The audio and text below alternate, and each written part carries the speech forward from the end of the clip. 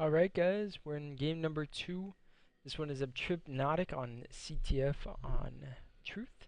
This one's going to be a decent amount of fun.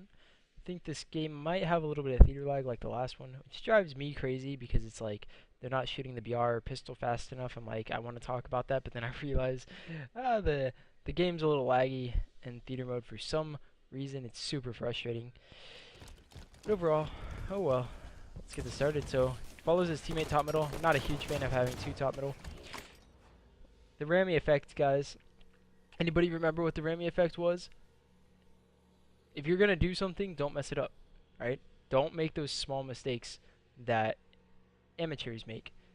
If you stop making those small mistakes, it'll lead to a couple kills per game where you'll just win because you don't make those mistakes. So here, he throws a grenade, it bounces to the inside of the shield. Who cares because your teammate kills him? I care because if you stop making those mistakes, you'll get 1 to 2, maybe 3 more kills a game, and that'll translate into those close wins, or even you'll win games easier. I mean, it's easy to say something like that. That's just the Ramy effect, guys. If anyone doesn't know what the Ramy effect was, I went over gameplay of Ramy, and I talked about like all the good things that he does and like how it translates into him like playing against CLG. So go watch that game if you want to know what I'm talking about.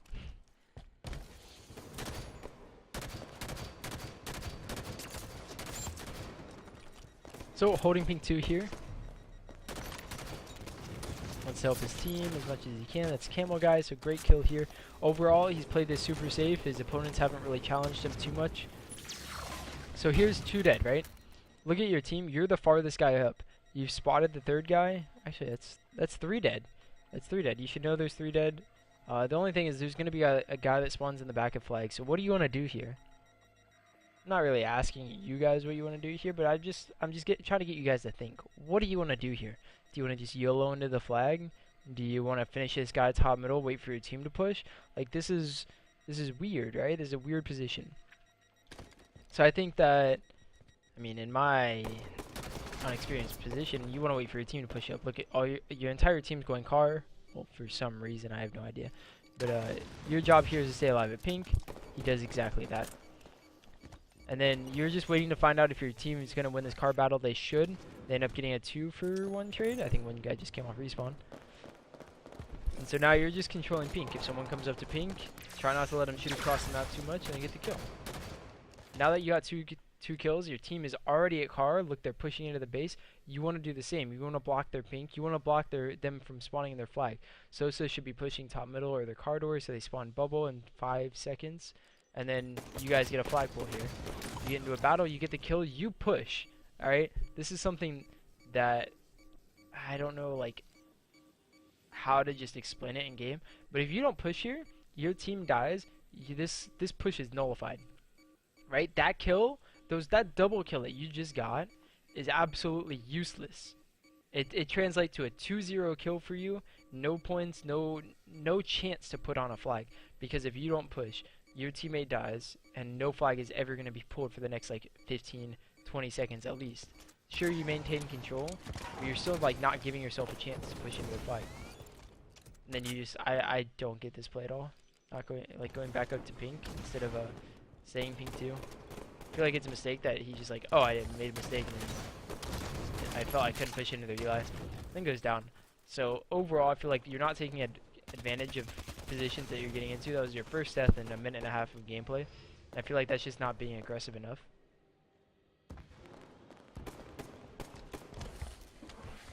AFK, everyone's got to go AFK sometimes. Ooh, that melee. If he thrust at you to get a melee, you thrust out right there. Get your shields back, because then you can get their bubble control, or you can get top middle control. That grenade wouldn't be waiting for you if you wouldn't have gotten meleeed. Like I'm sure everyone and their mom would be like, I know I shouldn't have gotten meleeed right there, but I got meleeed. No! You gotta say, God, that was such a stupid mistake of getting meleeed. Look, I lost car 2 control. I shouldn't let that happen again ever, really. I mean, if you get harsh on yourself like that, obviously don't get harsh enough to where it's a detriment to your game, but at least like recognize that that was a mistake and this is why you got put into this position.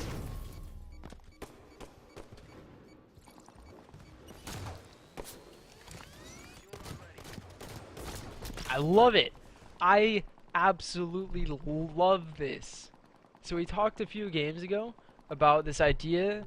It was Vortex on Collie Slayer. I was like, dude, you got shot 3 times there. You should have gotten shot once. And because you got shot 3 times instead of once, you end up going down 8 seconds later because they don't give a fuck about you. They know they're going to kill you easily, right? This is the same exact thing. He got melee top car. If he doesn't get melee top car, he doesn't get grenaded top car. If he doesn't get grenaded top car, he doesn't get put in this terrible position on their car slide where he's just gonna lose the fight. And if he shoots really well, the best thing that should happen, of course he can't get the kill if the other player's awful at the game, but the best thing that should happen is that Tripnotic and his opponent back up. That's the best thing that could have happened, all because he got meleeed. I love this shit.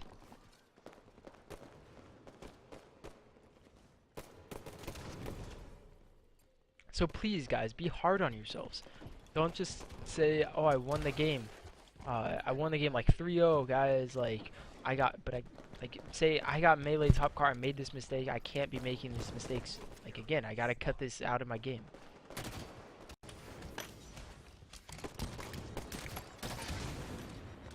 Good kill, good kill. A little weird that he doesn't realize there's got pink shoot, but I'm sure that's fine. It's just one of those hard to hear because you're in battles as well as like doing other things, but overall fine game. Here, alright, it seems like Tripnotic doesn't realize there's a guy back flag. You should realize that there's a guy back flag because he killed your teammate. He was fighting your teammate back flag, right? So that's him setting up there makes me feel that he didn't realize there was a guy back flag.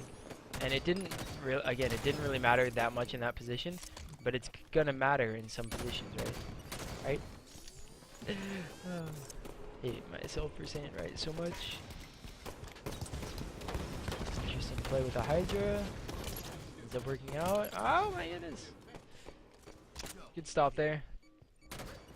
That's just like desperating and hoping your team doesn't kill you, and that's just something that you have to do in Halo. I mean, you don't have to, but I think it's worth it in most positions to like give it a chance, and you gave it a chance and it worked out. Now you got another double kill. Now you're getting a flagrant because of it. Great stuff. This run is more of taking advantage of their mistakes. They went pink side and ran the flag, and you got it all the way back to your flag. They could have went pink side back to their flag and stopped you from running it, and then set up pink 2 and their flag. But instead, they just give you the flag cap. I don't get it, but whatever.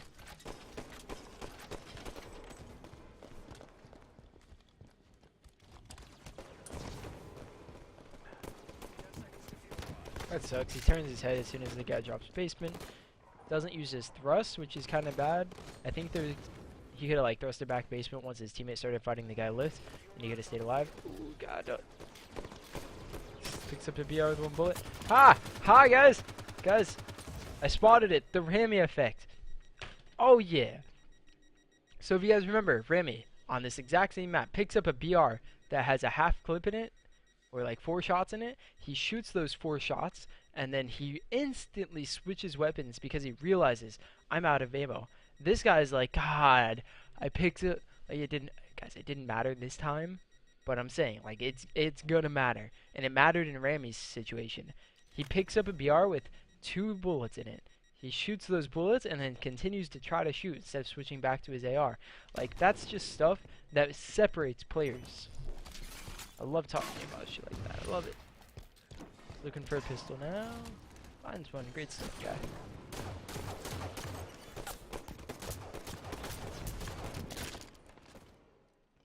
Alright. His grenade could have done more. He could have won the battle because of it. Really hard to back up. Really gives your opponent's map control because of it. That's fine. Your teammates ping 2. This is a great play. Everyone has this idea that they want to, if they spawn bubble and their flag's being pulled, let's push over to the other side of the map. That's getting really predictable. I think going back to your base, especially because your teammates ping to you, he's going to slow the flag down, and that's going to give you time to come behind it. Look at this. What a great play. If you don't make this play, nothing happens. That guy, both of those guys stay alive. But because you forced the flag guy back into ping 2, he ran into grenade. Now you get the recup. Great stuff, dude. That is beautiful. Some beautiful stuff. Toast to him, man. That's what I like to call the wrap. Actually, Shooter taught me that one. It's called wrapping. I'm rapping, guys. I'm rapping. That means you're forcing the fly guy to like continuously move. If he slows down to avoid grenades, avoid shots, get his shields back, he's gonna get met with you, forcing him to go forward. If he doesn't, and if he dies, then his team's in a really bad position. This is a good position. This is like taking a risky play. I hope no one's in their base. All right, so let's back this up for a second. So a lot of times in Halo, you'll see a guy just push, and then he'll die, and you'll be like, well, I wonder why he wanted to push, and what made him end up dying. Well, this is it right here. Sometimes you just get into their base, and then because you get into their base, stuff can happen. But if you don't give yourself a chance to get into their base like this, then you're gonna have to go through an entire wave of slaying in order to then get into their base and then move the flag forward. But so sometimes you're gonna get caught off if you make this play, and it really takes a lot of practice to like understand when you should and shouldn't make this play. And I'm not saying like this is a good play from iTripnotic. I feel like it was a little bit weird. He ended up getting shot a couple of times, and if a guy's just sitting there, he ends up going down. I'm saying that I like this play because it's giving his team a chance, if they do something good, to then pull the flag quickly rather than sling again and then being put into this position.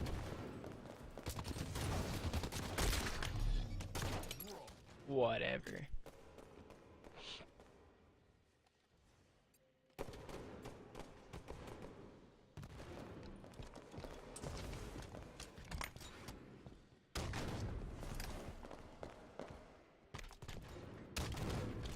So, this is the position that I'm talking about. He's in ping 2. He's got to go through a wave of slaying in order to do anything that he wants to do. His teammate dies on the other side of the map. Now he's like, yeah, I can't really do anything, guys. Good luck, friends. Trying to shoot across the map. That's not really going to do anything, but he knows that this is the only thing that he can do. Look where his teammate's at. Because his teammate's pushing in, that means that no one's going to come from their pink, so he can like focus on car. He can figure out what he wants to do. His teammate dies at his car side, and there's a guy that could be pushing, like 2 guys that could be pushing into his car, so he's going to go back and basically secure his base. And then if his teammate Ryan wins his battle at their car and ends up pulling this flag and getting it into the attic and then making plays there, then stuff can happen, right? So I like this play. Like, I like him going back, I like him going forward in the past, and I like how he's confident that nothing's gonna happen on their pink side, coming up to pink 2, rather than just like kind of shooting car 2 and also being scared of people coming up to car or pink. Yeah. Good attempt at a battle there.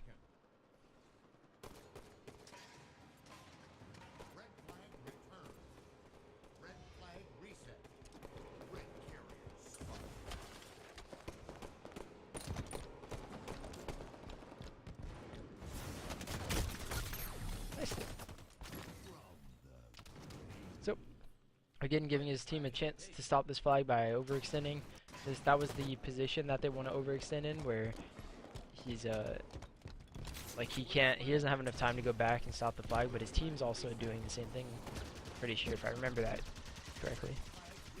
Alright, storm rifles suck once they get to that, like the bloom area. You have to make sure to pace it at a decent range.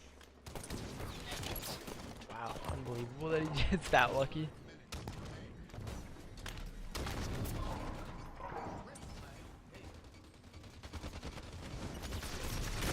Alright, let's talk about this. Again, I'm being super petty, guys. I'm sorry. Let's be super petty about this. Come on, where are you? Alright. How could he have stayed alive here? Well, this one's gonna be a fun one. So he's lucky enough that Timmy doesn't get his shields back here. Guess he's not lucky. The shields just haven't come back yet. Alright, so there's a guy there bottom car. He lifts up. There's a guy top car looking at him, right? The second that you hit this thrust button, he knows that you are bottom car. He knows your thrust is down bottom car. So that means that he has a chance to then go bottom car and kill you. But if you sit by the lift, once you know that he's rushing you, once your teammate goes top car, fights him down, Once his teammate pushes him down, then you lift up, then you're alive. And then you can end up killing him once your shields come up. But because you are sitting at the front of the lift, once he comes and rushes you, you end up trading kills. And obviously you could have gone 1 for 0 there instead of 0 for, or 1 for 1. Might not matter in the grand scheme of things, as the game seems to be over. The game is over. But that's something that, again, can matter in certain situations. That run might not have been as hard if you just gotten the free kill and then pushed back to your flag as 4v3. So, overall, I think I talked about this, a lot of things this game that can go into effect. The main thing that I think you guys can take away from today, from these about 40 minutes of talking, is you want to focus on the game and what you can do more and what you could have done more, right? So if you're in a game and you're in a fight with a guy and your teammate's coming to help, you don't have to trade kills. Simply put, if a guy is car 2 and if you get him no shields before he even turns around with an AR and he goes for a melee on you, you can thrust away and continue shooting with the AR, and then you put yourself in a better position. I think that's the main thing to take away from these games that I've watched today, is that that's just it, right? Like, you can do more with your life than what you're currently doing. You can always do more with your life than you're currently doing. And you don't have to blame your team for like, oh, I did really well this game.